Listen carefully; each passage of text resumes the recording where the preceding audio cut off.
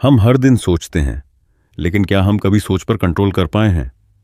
दिमाग के अंदर एक शोर लगातार चलता रहता है, जैसे किसी ने हजारों सोचों का रेडियो ऑन कर रखा हो और उसमें हमारी असली आवाज कहीं खो जाती है। आपने भी कोशिश की होगी ध्यान लगाने की, लेकिन 2 मिनट भी टिकना मुश्किल हो जाता है। कभी बीती बातें याद आती हैं, कभी आने वाले कल की टेंशन उठ जाती है। मन कहता है बस 5 मिनट और सोच लूं, और वहीं से शुरू होता है एक अंतहीन जाल। लेकिन अब सोचिए, अगर कोई आपको ध्यान का ऐसा तरीका बता दे जिसमें ना कोई दिखावा हो, ना कोई उलझन, बस एक सीधी, साफ और असरदार राह हो जहां आप अपने मन को खुद से मिलवा सको। अ मिलियन थॉट्स ऐसी ही किताब है। इसमें ध्यान को लेकर फैले हर भ्रम का जवाब है। कैसे बैठें, कब बैठें, क्या सोचें और क्या नहीं। ये कोई आध्यात्मिक कहानी नहीं है। ये है एक प्रैक्टिकल तरीका मन को समझने का, शांत करने का और खुद को जानने का। अगर आप सच में अपने दिमाग का शोर बंद करना चाहते हैं, तो इस वीडियो में हर अध्याय आपको उस रास्ते की एक सीढ़ी देगा जो सीधा शांति और स्पष्टता तक जाता है। Chapter 1, the nature of the mind. इस अध्याय में ओम स्वामी हमें मन की असली प्रकृति समझाते हैं। मन यानी माइंड हमेशा चलता रहता है और ये रुकना नहीं जानता। आप चाहें तो भी इसे जबरदस्ती चुप नहीं कर सकते, क्योंकि इसका काम ही है सोचना, कनेक्शंस बनाना, पुरानी बातों को दोहराना। लेकिन यही सोचने की आदत जब अनकंट्रोल्ड हो जाती है तो वह बन जाती है ओवर थिंकिंग, डिस्ट्रैक्शन और अंदर की बेचैनी। ओम स्वामी बताते हैं कि ज्यादातर लोग मेडिटेशन को सिर्फ बैठना और सोचना बंद करना समझते हैं, जबकि असली मेडिटेशन ये है कि आप माइंड की हर एक्टिविटी को अवेयरनेस से देखें, बिना जज किए, बिना लड़ाई किए। इस अध्याय में बताया गया है कि कैसे माइंड की गति को समझकर हम धीरे धीरे उसे शांत और सेंटर्ड बना सकते हैं। क्यों जरूरी है इसे समझना? क्योंकि जब तक आप माइंड की ओरिजिनल नेचर को नहीं समझते, आप खुद को ही दोष देते रहते हैं। मेरा माइंड बहुत भटकता है, मैं ध्यान नहीं कर पाता, मैं मेंटली वीक हूं। पर सच ये है, भटकना मन की कमजोरी नहीं है, बल्कि उसका स्वभाव है। समस्या तब शुरू होती है जब हम उससे भागने लगते हैं या उसे जबरदस्ती रोकने की कोशिश करते हैं। अगर आप इस बात को समझ लें कि माइंड को कंट्रोल नहीं बल्कि ऑब्जर्व करना है, तो आपका पूरा नजरिया बदल सकता है। यही अंडरस्टैंडिंग आपको ओवरथिंकिंग, इनर रेस्टलेसनेस और लैक ऑफ फोकस जैसी प्रॉब्लम से बाहर निकाल सकती है। ईशान का माइंड हर वक्त भागता रहता था। ऑफिस में बैठा होता तो घर की टेंशन, घर आता तो वर्क प्रेशर, सोता था तो नींद में भी सोचता रहता। उसने ध्यान लगाने की बहुत कोशिश की, लेकिन 3 मिनट में ही बेचैनी, बोरियत और गिल्ट उसे घेर लेती। एक दिन उसने यूट्यूब पर ओम स्वामी की एक लाइन सुनी, अपने माइंड को चुप कराने की कोशिश मत करो, बस उसे ध्यान से सुनना शुरू करो। उसने पहली बार ध्यान में कुछ नया किया, सोचों से भागा नहीं, बस उन्हें आते हुए देखा जैसे कोई मूवी चल रही हो। धीरे धीरे उसका माइंड शांत हुआ, क्योंकि अब वो लड़ नहीं रहा था, वो समझ रहा था। जब आप माइंड को दबाते नहीं बल्कि समझते हैं, तब आप उससे मुक्त होने लगते हैं। प्रैक्टिकल टिप्स रियल लाइफ में कैसे लागू करें। 5 मिनट डेली बैठें, बिना किसी एक्सपेक्टेशन के। कोई गोल मत बनाइए कि मुझे शांत होना है। बस बैठिए, आंखें बंद कीजिए और ऑब्जर्व कीजिए कि आपके माइंड में क्या चल रहा है। सोचों को आने दीजिए, रोकिए मत। हर थॉट को लेबल दीजिए, यह फियर है, यह प्लानिंग है, यह याद है, और फिर उसे जाने दीजिए। माइंड को जज मत कीजिए, खुद को भी नहीं। अगर ध्यान भटक जाए तो खुद को बुरा मत कहिए, बस जेंटली वापस अवेयरनेस में लौट आइए। पेन और पेपर रखें और 2 मिनट लिखिए कि मन में क्या चल रहा है। इससे माइंड की गति बाहर आएगी और अंदर हल्कापन महसूस होगा। नॉइज से दूरी रखें। दिन में 10 मिनट कंप्लीट साइलेंस प्रैक्टिस करें। कोई मोबाइल, कोई म्यूजिक, कोई डिस्ट्रैक्शन नहीं, सिर्फ आप और आपकी अवेयरनेस।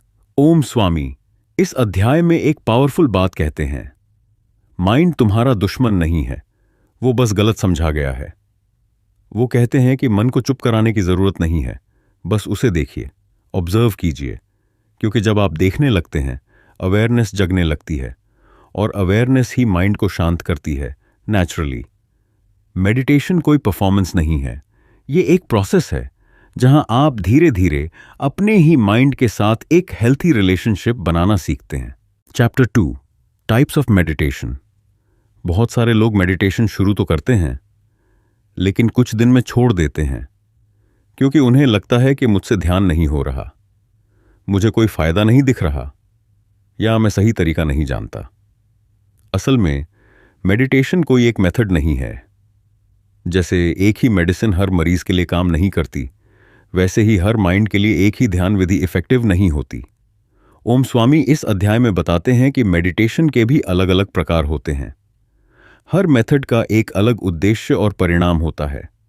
कुछ लोग मांट्रा से जुड़ते हैं, कुछ लोग सांस को ऑब्जर्व करना पसंद करते हैं, कुछ माइंडफुलनेस में स्थिर हो जाते हैं, तो कुछ लोग चाक्रा ध्यान से एनर्जी को बैलेंस करते हैं। इसलिए यह जानना बहुत जरूरी है कि आपके मन और आपकी प्रकृति के अनुसार कौन सी मेडिटेशन विधि आपके लिए सबसे सही है। क्यों जरूरी है इसे समझना? क्योंकि अगर आप गलत विधि से मेडिटेशन कर रहे हैं तो वो आपको थका सकती है, कंफ्यूज कर सकती है, या आपको ये महसूस करा सकती है कि ध्यान मेरे लिए नहीं बना। यही कारण है कि 80% लोग ध्यान छोड़ देते हैं या फिर सालों तक बैठते हैं पर कोई गहराई महसूस नहीं करते। ध्यान में गहराई तब आती है जब तरीका आपके मन से मेल खाता है। अगर आप अपनी सही विधि पहचान लें तो ध्यान एफर्ट नहीं लगेगा, वो आपकी जरूरत और आनंद दोनों बन जाएगा। रचना मेडिटेशन करना चाहती थी। उसने यूट्यूब पर देखा, सांस पर ध्यान दो। उसने ट्राई किया, लेकिन हर बार सोचों में उलझ जाती थी। वो परेशान हो गई। मेरा माइंड बहुत खराब है, मेडिटेशन मेरे बस की बात नहीं। एक दिन एक सत्संग में उसने पहली बार मांट्रा मेडिटेशन सुना। उसने सोचा, चलो एक बार और ट्राई करते हैं। उसने सिंपल एक मंत्र को सॉफ्टली रिपीट करना शुरू किया। शुरुआत में माइंड भागा, लेकिन 5 मिनट में ही एक रिदम बनने लगी। उसके थॉट्स जैसे धीरे धीरे पिघलने लगे।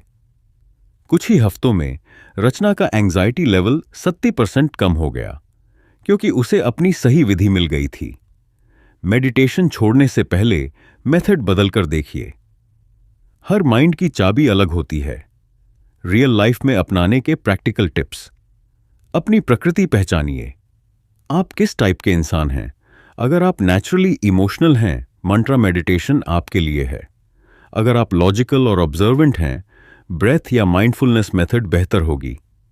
अगर आप एनर्जी और सेंसेशंस में रुचि रखते हैं, चाक्रा मेडिटेशन से जुड़ सकते हैं। हर मेथड को 3 से 5 दिन ट्राई करें। एक समय पर सिर्फ एक, बिना जजमेंट के, बस अनुभव को नोटिस कीजिए। शुरुआत में 5 से 10 मिनट का ही प्रैक्टिस रखें। कंसिस्टेंसी ज्यादा जरूरी है, ड्यूरेशन नहीं। मोबाइल ऐप्स या वीडियो से मदद लें, लेकिन ब्लाइंडली फॉलो मत कीजिए। अपनी जरूरत के अनुसार फिल्टर कीजिए। अपने अनुभवों को लिखिए। क्या अच्छा लगा, क्या नहीं। इससे आप बेहतर समझ पाएंगे कि कौन सी विधि आपके लिए काम कर रही है। ओम स्वामी इस अध्याय में साफ बताते हैं कि ध्यान कोई एक मेथड नहीं है, ये एक पाथ है जिसमें कई रास्ते हैं। वे मांट्रा मेडिटेशन की ताकत बताते हैं, कैसे एक मंत्र की रेपिटेशन से माइंड नेचुरली शांत हो जाता है। वो ब्रेथ मेडिटेशन को एंट्री गेट ऑफ अवेयरनेस कहते हैं, यानी जब आप सांस को ऑब्जर्व करते हैं तो माइंड ऑटोमेटिक एक पॉइंट पर टिकने लगता है। माइंडफुलनेस ध्यान में आप वर्तमान क्षण को ऑब्जर्व करते हैं, बिना उलझे, बिना बदलाव चाहे। और चाक्रा ध्यान को वो एक ऊर्जावान अभ्यास बताते हैं जो आपके शरीर और मन को बैलेंस करता है। वो तरीका चुनो जो तुम्हारे माइंड के साथ मेल खाए, ना कि तुम्हारी फैंटेसी के साथ। यानी मेडिटेशन सिर्फ दिखावे के लिए नहीं, वो आपके भीतर की जरूरत और अनुभव से जुड़ा होना चाहिए। Chapter 3, the power of breath. इस अध्याय में ओम स्वामी एक बहुत सटल लेकिन पावरफुल ट्रूथ को सामने लाते हैं कि सांस और मन के बीच एक गहरा रिश्ता है। अगर आपका माइंड बिखरा हुआ है, इमोशंस अनकंट्रोलेबल हैं या आप बार बार एंग्शियस महसूस करते हैं, तो आपको अपने माइंड को नहीं बल्कि अपनी सांस को पकड़ना है। क्योंकि माइंड को सीधे कंट्रोल करना मुश्किल है, लेकिन सांस को कंट्रोल करना आसान है। और जब आप सांस को कंट्रोल करते हैं तो माइंड खुद ब खुद शांत होने लगता है। ओम स्वामी बताते हैं कि ब्रेथ ही वो पुल है जो हमारे शरीर और मन को आपस में जोड़ता है। जब हम इसे साध लेते हैं तो हम अपने अंदर की इमोशनल एनर्जी को भी संभालना सीख जाते हैं। क्यों जरूरी है इसे समझना? क्योंकि आज की दुनिया में ज्यादातर लोग एंजाइटी, इमोशनल डिस्टर्बेंस या माइंड फटीग से गुजर रहे हैं। छोटी सी बात पर गुस्सा आ जाता है, मन बार बार टूटता है, फोकस करना मुश्किल होता है और हर समय एक अंदर अंदर की बेचैनी बनी रहती है। और मजे की बात यह है कि ये सब चीजें सिर्फ माइंड से नहीं जुड़ी होती, बल्कि आपकी सांसों की गति से जुड़ी होती हैं। अगर आपकी सांसें तेज, शैलो या बिना अवेयरनेस के चल रही हैं, तो आपका नर्वस सिस्टम फाइट और फ्लाइट मोड में रहता है और फिर माइंड नेचुरली अनस्टेबल हो जाता है। लेकिन जब आप कॉन्शियसली सांसों को धीरे और गहराई से लेने लगते हैं, तो आपका नर्वस सिस्टम एक सिग्नल पाता है, सब ठीक है, और उसी पल से आप काम महसूस करने लगते हैं। सांस तुम्हारे इमोशंस का रिमोट कंट्रोल है। अर्जुन एक बहुत एम्बिशियस लड़का था, लेकिन उसके अंदर एक प्रॉब्लम थी, एंग्जाइटी। हर छोटी डिसीजन के बाद वो ओवरथिंक करता था। कभी कभी अचानक हार्ट रेस करता, पाम स्वेटी हो जाते और वो मेंटली ब्लैंक हो जाता। उसने बहुत बार सोचा, मे बी मैं मेंटली वीक हूं। एक दिन उसकी मां ने उसे सिर्फ एक बात कही, गहरी सांस लो, धीरे धीरे। अर्जुन ने पहली बार नोटिस किया कि उसकी सांस बहुत तेज चल रही थी। उसने एक सिंपल रूल बनाया, जब भी एंग्शियस फील हो 5 डीप ब्रेथ्स लो। कुछ ही हफ्तों में उसकी एंग्जाइटी 60% तक कम हो गई, उसके स्लीप पैटर्न्स बेहतर हो गए और मीटिंग्स में उसका कॉन्फिडेंस वापस लौट आया। माइंड को चेंज करने की शुरुआत सांसों से होती है। रियल लाइफ में अपनाने के practical tips. 4-4-6 breathing method try करें। 4 सेकंड्स में इनहेल करें, 4 सेकंड्स तक सांस रोकें, 6 सेकंड्स में धीरे धीरे एक्सहेल करें। दिन में 3 बार सिर्फ 5-10 मिनट करें। नेजल अवेयरनेस प्रैक्टिस करें, आंखें बंद करें और सिर्फ नॉस्ट्रिल से आती जाती हवा को महसूस करें। इससे आपकी अवेयरनेस बढ़ेगी और माइंड धीरे धीरे शांत होगा। इमोशनल मोमेंट में पॉज एंड ब्रीथ रूल अपनाएं। गुस्से, डर या स्ट्रेस के वक्त कुछ न कहें, पहले 3 डीप ब्रेथ्स लें, फिर रिस्पॉन्ड करें। मोबाइल पर ब्रीदिंग रिमाइंडर्स लगाइए। हर 2 घंटे में एक चाइम बजे जो आपको याद दिलाए कि एक गहरी सांस लो और मुस्कुराओ। सवासना में डीप ब्रीदिंग करें। रात को सोने से पहले लेटकर सिर्फ सांसों पर ध्यान दें। इससे बॉडी और माइंड दोनों रिलीज हो जाते हैं। ओम स्वामी इस अध्याय में कहते हैं, जब तुम कॉन्शियसली सांस लेते हो, तभी तुम सच में कॉन्शियसली जीते हो। उनके अनुसार सांसें सिर्फ बायोलॉजिकल फंक्शन नहीं हैं, ये एक स्पिरिचुअल गेटवे हैं। माइंड को कंट्रोल करने का सबसे सिंपल और इफेक्टिव तरीका है सांसों को ऑब्जर्व करना और उन्हें गाइड करना। ओम स्वामी बताते हैं कि जब हम डरते हैं तो सांसें छोटी हो जाती हैं, जब दुखी होते हैं तो भारी, और जब खुश होते हैं तो हल्की और रिदमिक। यानी इमोशंस को समझने और बदलने के लिए हमें अपने ब्रेथ पैटर्न्स को समझना और सुधारना होगा। वो कहते हैं, अगर आप अपनी सांसों के मास्टर बन जाएं, तो आप इमोशंस के भी मास्टर बन सकते हैं। Chapter 4, discipline over motivation. हर इंसान की जिंदगी में ऐसे दिन जरूर आते हैं जब हम कुछ भी नहीं करना चाहते, ना काम, ना ध्यान, ना कोई कोशिश। बहुत से लोग ये सोचते हैं कि उन्हें बस मोटिवेशन मिल जाए, फिर वो सब कुछ कर लेंगे, लेकिन यही सोच सबसे बड़ा धोखा है।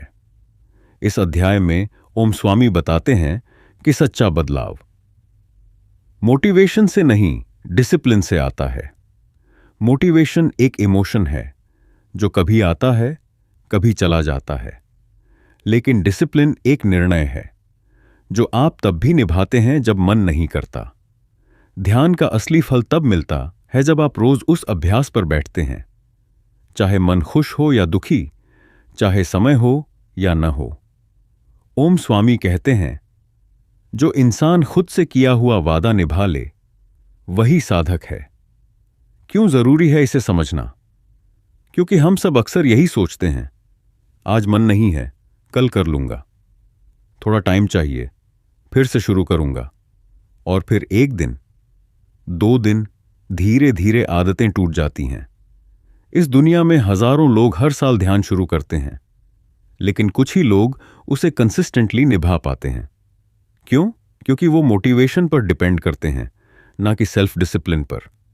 डिसिप्लिन का मतलब है हर दिन बैठना, भले ही मन लड़ रहा हो, हर दिन एक्शन लेना, भले ही एनर्जी कम हो। मोटिवेशन कभी कभी आता है, डिसिप्लिन हमेशा साथ चलता है। आदित्य ने न्यू ईयर पर मेडिटेशन शुरू किया। शुरुआत के 7 दिन सब कुछ परफेक्ट था। हर सुबह उठता, शांत म्यूजिक लगाता और बैठ जाता। लेकिन 8वें दिन उसकी नींद पूरी नहीं हुई, तो उसने सोचा आज छोड़ देते हैं, कल से पक्का। लेकिन कल कभी नहीं आया। 2 हफ्तों में उसकी आदत खत्म हो गई।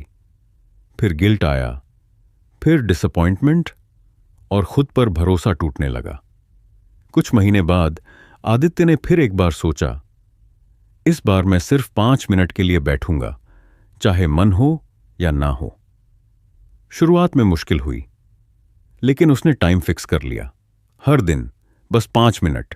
धीरे धीरे उसका बॉडी और माइंड तैयार होने लगा। महीना बीतते ही वो 20 मिनट ध्यान में आराम से बैठने लगा। रूटीन से ही रियल ट्रांसफॉर्मेशन शुरू होती है। मोटिवेशन बस शुरुआत करता है। रियल लाइफ में अपनाने के प्रैक्टिकल टिप्स। फिक्स एक छोटा टाइम और जगह। हर दिन एक ही टाइम पर ध्यान बैठिए, भले ही सिर्फ 5 मिनट के लिए। नो मैटर वॉट रूल अपनाइए। चाहे नींद पूरी ना हो, चाहे मूड खराब हो, बैठिए जरूर। रिजल्ट की चिंता मत कीजिए। मिनी हैबिट स्ट्रैटेजी अपनाएं। शुरुआत में टाइम ज्यादा बढ़ाने के बजाय कंसिस्टेंसी को प्रायोरिटी दीजिए। Track your streaks. एक कैलेंडर या ऐप पर रोज टिक लगाइए। यह विजुअल प्रोग्रेस आपको डिसिप्लिन बनाए रखेगा। रिमाइंडर लगाइए। मोबाइल में जेंटल अलार्म सेट कीजिए, ताकि माइंड को सिग्नल मिले, ध्यान का समय आ गया है। I sit, that's it. Approach रखिए, मन भटके, थॉट्स आए, कुछ न हो, कोई बात नहीं, बस बैठिए, वही सबसे बड़ी जीत है। ओम स्वामी इस अध्याय में बताते हैं कि ध्यान कोई मिरेकल नहीं है, ये एक अभ्यास है, एक पथ। वो कहते हैं कि जो साधक सिर्फ इंस्पिरेशन का इंतजार करता है, वो कभी स्थिर नहीं हो सकता। अनुशासन वहीं से शुरू होता है, जहां बहाने खत्म होते हैं। बुक के अनुसार ध्यान करने का असली मतलब है, मैं खुद को इनफ समझता हूं कि मैं खुद से किया हुआ वादा निभाऊं। ओम स्वामी मेडिटेशन को मेंटल वर्कआउट कहते हैं। जैसे शरीर की फिटनेस के लिए रोज एक्सरसाइज जरूरी है, वैसे ही मन की शांति के लिए रोज ध्यान जरूरी है, चाहे मन माने या ना माने। Chapter 5, dealing with inner noise. हम सबके अंदर एक आवाज चलती रहती है, जो हर पल कुछ ना कुछ बोलती रहती है। तू कमजोर है, फिर से फेल हो जाएगा, लोग तुझे पसंद नहीं करते, तू काबिल नहीं है। ओम स्वामी इस चैप्टर में उस आवाज को नाम देते हैं इनर नॉइज, यानी अंदर का वो डायलॉग जो लगातार हमें जज करता है, हमें गिल्ट में डुबोता है और हमें हमारी ही नजरों में गिरा देता है। ये इनर वॉइस इतनी चालाक होती है कि हमें लगता है ये मैं बोल रहा हूं, लेकिन असल में ये कंडीशनिंग होती है। हमारे पास्ट एक्सपीरियंसेस, फेलियर्स और लोगों की बातें जो हमने खुद पर सच मान ली हैं। ओम स्वामी कहते हैं, तुम्हारे अंदर चल रही बातचीत ही तुम्हारी बाहर की पहचान बनाती है। अगर हम इस इनर नॉइज को पहचान लें, तो हम खुद से लड़ना बंद कर सकते हैं और इनर पीस की तरफ पहला कदम रख सकते हैं। क्यों जरूरी है इसे समझना? क्योंकि दुनिया की सबसे बड़ी लड़ाई हम अपने दिमाग में लड़ते हैं। आपने कुछ अचीव नहीं किया, माइंड बोलेगा तू लूजर है। किसी ने कुछ कह दिया, माइंड बोलेगा सब तुझे ही बुरा समझते हैं। कोई गलती हो गई, माइंड बोलेगा तू हमेशा गलत ही करता है। ऐसे में धीरे धीरे कॉन्फिडेंस खत्म होने लगता है, खुश रहना मुश्किल हो जाता है और इंसान खुद से नफरत करने लगता है। असल में प्रॉब्लम बाहर नहीं है, प्रॉब्लम उस लेंस में है जिससे हम खुद को देखते हैं। और जब तक हम उस लेंस को साफ नहीं करते, तब तक मेडिटेशन भी गहराई से असर नहीं करेगा। इसलिए इनर नॉइज को पहचानना और मैनेज करना मेंटल पीस की पहली सीढ़ी है। तान्या हर प्रोजेक्ट पर मेहनत करती थी, लेकिन अंदर ही अंदर उसे लगता था कि मैं कभी परफेक्ट नहीं बन सकती। क्लाइंट थोड़ा फीडबैक दे देता तो वो सोचती मैं यूजलेस हूं। हर बार जब वो सोशल मीडिया खोलती तो कंपैरिजन का जहर उसके माइंड में घुस जाता था। सब मुझसे बेटर हैं, मैं कुछ नहीं हूं। तान्या बाहर से कॉन्फिडेंट दिखती थी, लेकिन अंदर एक वॉर चल रही थी, नेगेटिव सेल्फ टॉक की। एक दिन उसने मेडिटेशन की एक लाइन सुनी, अपने विचारों को सिर्फ देखो, उन पर तुरंत यकीन मत करो। उसने एक नोटबुक उठाई। हर बार जब भी नेगेटिव थॉट आता वो लिखती, ये मेरी सोच नहीं, ये मेरी कंडीशनिंग है। धीरे धीरे वो खुद को अलग देखने लगी, माइंड से दूर और सेल्फ रिस्पेक्ट के करीब। इनर नॉइज को बदलना पॉसिबल है, लेकिन उसके लिए पहले उसे पहचानना जरूरी है। रियल लाइफ में अपनाने के practical tips. Label the voice technique. जब भी माइंड में नेगेटिव थॉट आए, उसे पकड़िए और खुद से कहिए, ये मेरा सच नहीं है, ये एक पुराना पैटर्न है। Thought journaling. रोज 5 मिनट एक नोटबुक में लिखिए कौन से थॉट्स बार बार आते हैं। इससे आपको अपने माइंड की लैंग्वेज दिखने लगेगी। Stop, breathe, observe. रूल अपनाएं। इनर क्रिटिसिज्म शुरू होते ही पॉज करें, 3 डीप ब्रेथ लें और बिना रिएक्ट किए उस थॉट को देखें। सेल्फ कंपैशन, एफर्मेशन बोलें, दिन में 3 बार ये दोहराएं। मैं इम्परफेक्ट हूं, लेकिन लवेबल हूं। मैं सीख रहा हूं, मैं बढ़ रहा हूं। कंपैरिजन से ब्रेक लें। सोशल मीडिया या टॉक्सिक एनवायरनमेंट से थोड़ा दूरी लें, ताकि आपका माइंड कंपैरिजन से बाहर आ सके। ओम स्वामी इस अध्याय में कहते हैं कि माइंड एक एंडलेस चैटर बॉक्स है, जो हर बात पर ओपिनियन देता है। अगर हम उस हर वॉइस को सीरियसली लेते रहेंगे, तो हम खुद के दुश्मन बन जाते हैं। वो बताते हैं कि मेडिटेशन का असली काम है इनर डायलॉग को ऑब्जर्व करना, बिना जज किए। दुनिया को शांत करना आसान है, लेकिन अपने मन को शांत करना एक अभ्यास है। बुक में एक पावरफुल बात कही गई है, जब तुम समझ जाते हो कि तुम अपने विचार नहीं हो, तब तुम अपनी असली ताकत वापस ले लेते हो। यानी आप अपने थॉट्स को देख सकते हैं, इसका मतलब आप उनसे अलग हैं। और यही सेपरेशन इनर पीस की असली शुरुआत है। Chapter 6, silence as a super power. Silence यानी चुप रहना, क्या वाकई इतना पावरफुल हो सकता है? ओम स्वामी इस अध्याय में साइलेंस को सिर्फ आवाज की गैर मौजूदगी नहीं, बल्कि अवेयरनेस की मौजूदगी मानते हैं। हम अक्सर सोचते हैं कि साइलेंस सिर्फ तब होता है जब हम बोलते नहीं, लेकिन असली साइलेंस तब आता है जब मन भी शांत होता है और ध्यान भी जागरूक होता है। इस अध्याय में बताया गया है कि जैसे ही हम साइलेंस को अपनाते हैं, हम इमोशनल रिएक्शंस को कंट्रोल करना सीखते हैं। ना बेवजह चिल्लाना पड़ता है, ना रिश्तों में अननेसेसरी आर्ग्यूमेंट्स होते हैं, और ना ही किसी बात पर तुरंत टूट जाना पड़ता है। खामोशी सिर्फ शब्दों की कमी नहीं होती, ये समझ की मौजूदगी होती है। इस साइलेंस में एक शक्ति है जो आपको हर सिचुएशन में सेंटर्ड रखती है। क्यों जरूरी है इसे समझना? क्योंकि आज के दौर में हर कोई बोल रहा है, चिल्ला रहा है, बहस कर रहा है, लेकिन सुन कोई नहीं रहा। रिश्तों में दरारें अक्सर इसलिए नहीं आती कि लोग अलग हैं, बल्कि इसलिए आती हैं क्योंकि कोई शांत नहीं होता। जब हम हर बात पर रिएक्ट करते हैं, तो हम अपनी एनर्जी खोते हैं। जब हम हर आर्ग्यूमेंट में जीतने की कोशिश करते हैं, तो हम रिश्ता हार जाते हैं। और जब हम खुद से भी नॉन स्टॉप बातें करते रहते हैं, तो माइंड कभी शांत नहीं होता। साइलेंस हमें पॉज करने की ताकत देता है, सोचने का स्पेस देता है और सही शब्द कहने की समझ देता है। ओम स्वामी कहते हैं, खामोशी आत्मविजय की पहली सीढ़ी है। साहिल का काम ही था बोलना, दिन भर लोगों की शिकायतें सुनना, हर कॉल पर गुस्से का सामना करना। धीरे धीरे ये आदत उसकी पर्सनल लाइफ में भी घुस गई। घर पर भी छोटी बातों पर गुस्सा आना, आर्ग्यूमेंट में आवाज ऊंची करना और हर टाइम डिफेंसिव रहना, ये उसका नेचर बन गया। एक दिन उसकी पत्नी ने सिर्फ इतना कहा, तुम सुनते ही नहीं, बस जवाब देने के लिए बोलते हो। उस रात साहिल बहुत देर तक सोचता रहा। अगली सुबह उसने खुद से एक चैलेंज लिया, आज सिर्फ सुनूंगा, कम बोलूंगा। शुरू में मुश्किल हुआ, पर धीरे धीरे वो हर बातचीत में पॉज लेने लगा। गुस्से की जगह सोच आने लगी।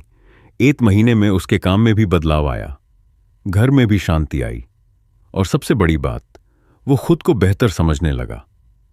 साइलेंस रिएक्शन नहीं, अवेयरनेस है जो हर रिश्ते को हील कर सकती है। रियल लाइफ में अपनाने के practical tips. Pause before response. जब कोई बात चुभे, तुरंत जवाब मत दीजिए। सेकंड रुकिए, सांस लीजिए, फिर सोच समझकर बोलिए। Silent sitting practice 5 minute daily. रोज 5 मिनट सिर्फ चुपचाप बैठिए। कोई थॉट आए तो बस ऑब्जर्व कीजिए। Inner silence journaling. दिन में 1 बार ये लिखिए, आज मैंने कहां बिना जरूरत के बोला और कहां साइलेंस रख सकता था। Practice active listening. बातचीत में सिर्फ बोलने के लिए मत सुनिए, समझने के लिए सुनिए। Silence as power, not weakness. खुद को याद दिलाइए, चुप रहना कमजोरी नहीं, संयम की पहचान है। ओम स्वामी इस अध्याय में कहते हैं कि असली साइलेंस तब शुरू होता है जब माइंड बहस करना छोड़ता है। मेडिटेशन में साइलेंस केवल बाहर की नहीं होती, बल्कि अंदर के रिएक्शंस की भी होती है। एक साधक जब मौन में प्रवेश करता है तो वो केवल शब्दों से नहीं, विचारों से भी मुक्त होने लगता है। बुक में बताया गया है कि साइलेंस की प्रैक्टिस आपको रिएक्टिव से रिस्पॉन्सिव बनाती है। जब आप मौन होते हैं तो आपकी एनर्जी कलेक्ट होती है, आपका माइंड क्लियर होता है और आपके शब्दों का वजन बढ़ जाता है। Chapter 7, the right environment. Om Swami इस अध्याय में एक बेहद सच्ची बात कहते हैं। अगर आपका बाहरी वातावरण शांत नहीं है तो आपके अंदर का ध्यान भी डगमगाएगा। मेडिटेशन कोई लग्जरी नहीं है कि जिसके लिए आपको एक पहाड़, एक झील या एक मठ चाहिए। यह अध्याय सिखाता है कि एनवायरनमेंट का मतलब सिर्फ जगह नहीं होता, बल्कि वो ऊर्जा होती है जो आपके मन को या तो शांत करती है या फिर अशांत। ओम स्वामी बताते हैं कि चाहे घर छोटा हो, मेंबर्स ज्यादा हों, नॉइज हो, फिर भी आप एक ऐसा कोना बना सकते हैं जहां बैठकर आपका मन सेंटर्ड रह सके। वो कहते हैं, ध्यान के लिए अलग कमरा नहीं चाहिए, बल्कि एक अलग मानसिक स्थिति चाहिए। यह अध्याय आपको सिखाता है कि मेंटली और फिजिकली ऐसा एनवायरनमेंट कैसे तैयार करें जो आपको शांति के रास्ते पर टिकाए रखे। क्यों जरूरी है इसे समझना? क्योंकि बहुत से लोग कहते हैं, मेरे घर में बहुत शोर है, बच्चे हैं, टीवी चलता रहता है, डिस्टर्बेंस होता है। जहां ध्यान लगाऊं वही डिस्ट्रैक्शन आ जाता है और इसी सोच में मेडिटेशन रुक जाता है। असल में हम मेडिटेशन को पॉज कर देते हैं, जबकि हमें डिस्ट्रैक्शन को पॉज करना होता है।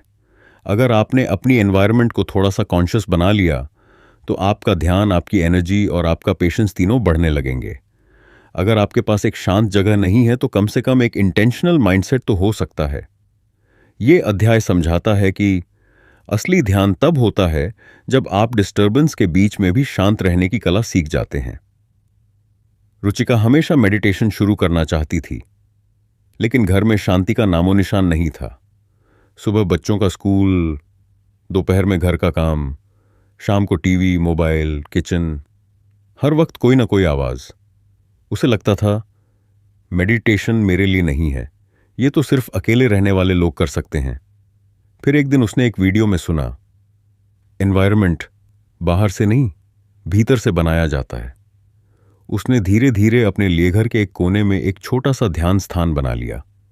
हर रोज सुबह 10 मिनट वो वहां बैठती, टीवी बंद, फोन साइलेंट, और बच्चों को समझा देती कि मां का ये समय थोड़ा खास है।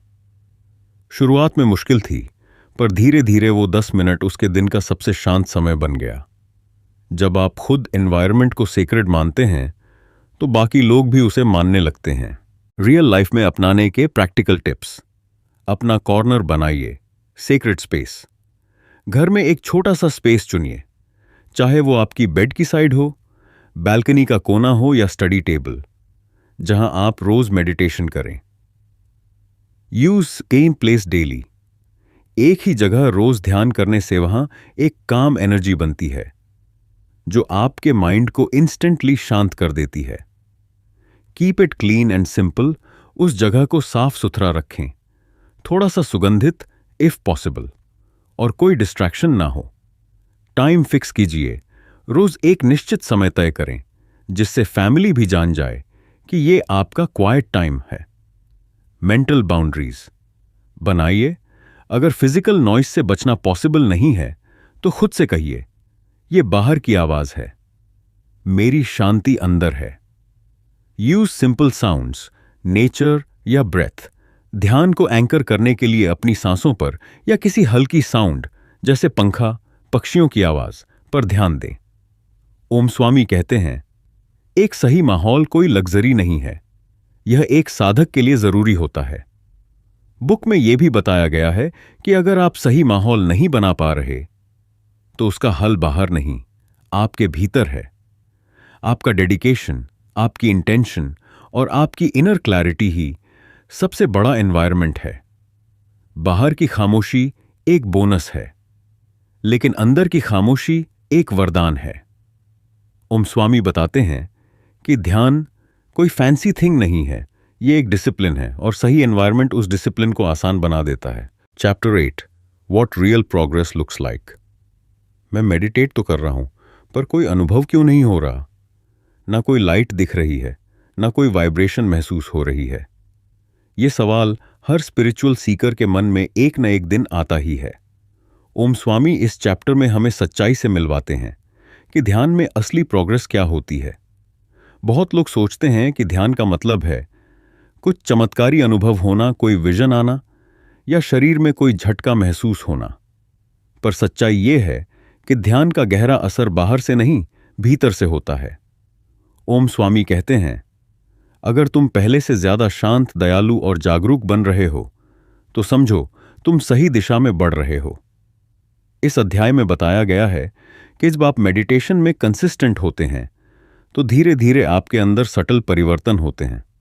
आप छोटी छोटी बातों पर रिएक्ट करना छोड़ते हैं, आप दूसरों को ज्यादा समझने लगते हैं, आप अपने थॉट्स को बिना घबराए ऑब्जर्व कर पाते हैं।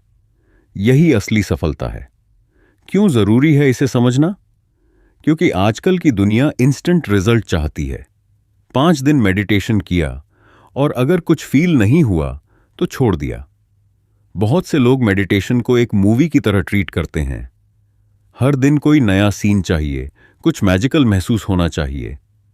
पर ध्यान कोई शो नहीं, ये एक इनर ट्रांसफॉर्मेशन की जर्नी है। अगर आप सिर्फ बाहरी अनुभवों के पीछे भागते हैं तो आप असली बदलाव मिस कर देंगे। यह अध्याय समझाता है कि अगर आपने अपने भीतर शांति, संयम और सहनशीलता को बढ़ते देखा है तो समझिए आप सही रास्ते पर हैं। अमन ने YouTube पर मेडिटेशन के बारे में सुना। उसे लगा कि शायद 10 दिन में उसकी लाइफ बदल जाएगी। उसने रोज सुबह ध्यान शुरू किया, पर 8 हफ्ते बाद उसने कहा, कुछ नहीं हो रहा, सब बेकार है। फिर उसने एक दिन ओम स्वामी का यह वाक्य सुना, ट्रांसफॉर्मेशन वो नहीं है जो बाहर दिखे, बल्कि वो है जो अंदर से तुम बनते हो। अमन ने डिसाइड किया कि वो सिर्फ अनुभव के लिए ध्यान नहीं करेगा, बल्कि बदलाव के लिए करेगा। 1 महीने बाद उसे पता चला कि अब वो अपने बॉस की डांट पर पहले जैसा रिएक्ट नहीं करता। अब वो अपनी मां से ज्यादा प्यार से बात करता है। अब वो खुद से उतनी लड़ाई नहीं करता जितनी पहले करता था। सिर्फ चमत्कार की तलाश मत करो। अगर भीतर शांति बढ़ रही है तो ध्यान सफल हो रहा है। रियल लाइफ में अपनाने के प्रैक्टिकल टिप्स। प्रोग्रेस का नया डेफिनेशन अपनाइए। हर दिन से पूछिए, क्या मैं आज ज्यादा शांत था? क्या मैंने आज कम रिएक्ट किया? क्या मैंने खुद को थोड़ा और समझा? एक्सपीरियंस के पीछे भागना बंद कीजिए। ध्यान कोई सर्कस नहीं है। हर दिन कुछ महसूस करना जरूरी नहीं होता। साइलेंस भी एक अनुभव है। कंसिस्टेंसी बनाए रखिए। प्रोग्रेस दिखती नहीं है, पर समय के साथ महसूस होती है। रोज प्रैक्टिस ज्यादा मायने रखती है, न कि ओकेजनल डीप एक्सपीरियंस। काइंडनेस और अवेयरनेस पर ध्यान दीजिए। ध्यान का असर सबसे पहले आपके व्यवहार और सोच में दिखाई देता है। कंपैरिजन मत कीजिए, हर किसी की जर्नी अलग है। दूसरों के अनुभवों से खुद को जज करना बंद करें। ओम स्वामी साफ कहते हैं कि ध्यान का प्रोग्रेस कुछ मैजिकल महसूस करना नहीं होता, बल्कि जब आप अपने अंदर की प्रतिक्रिया को पहचान लेते हैं, जब आप अवेयरनेस में जीने लगते हैं, तो आप एडवांस्ड हो चुके होते हैं। बुक में यह भी बताया गया है कि कुछ लोग मेडिटेशन छोड़ देते हैं क्योंकि उन्हें लगता है कि कुछ नहीं हो रहा। लेकिन सच्चाई यह है कि ध्यान आपको धीरे धीरे उस वर्जन की ओर ले जा रहा होता है जो आप हमेशा बनना चाहते थे। जो व्यक्ति शांत होता है वही किसी भी कमरे में सबसे शक्तिशाली होता है, और ध्यान आपको वही व्यक्ति बनाता है। कंक्लूजन: अगर आप इन 8 चैप्टर्स को ध्यान से समझें तो आप पाएंगे कि मन की शांति जीवन की सबसे बड़ी सफलता है। पहले आपने जाना कि हमारा मन बिना रुके भागता क्यों है। फिर सीखा कि कौन सी मेडिटेशन आपके स्वभाव के अनुसार सबसे सही है। आपने जाना कि सांस की ताकत से कैसे एंजाइटी को कंट्रोल किया जा सकता है, और सीखा कि डिसिप्लिन ही असली ट्रांसफॉर्मेशन लाता है, ना कि बस मोटिवेशन। आपने अपने मन की नेगेटिव आवाज को पहचानना सीखा, फिर चुप रहने की ताकत को समझा, वो साइलेंस जो सिर्फ बाहर नहीं अंदर भी होती है।